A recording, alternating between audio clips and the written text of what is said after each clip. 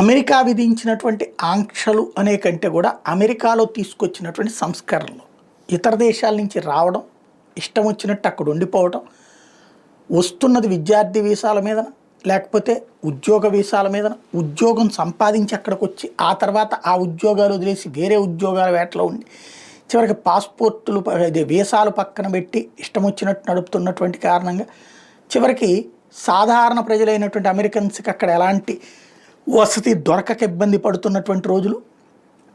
దాంతో అక్కడ ప్రజల్లో వచ్చినటువంటి అసంతృప్తి, అసహనానికి సాక్ష్యం ట్రంప్ విజయం, ఘన విజయం.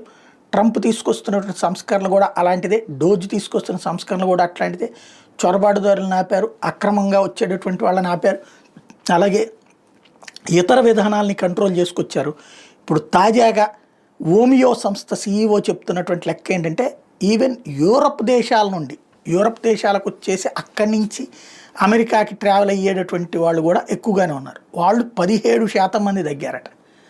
భారీ ఎత్తున యూరోపియన్స్ కూడా అమెరికాకు వచ్చేటటువంటి సంఖ్య క్రమంగా తగ్గుముఖం పడుతుంది అన్నట్టు లెక్క తేలుతోంది.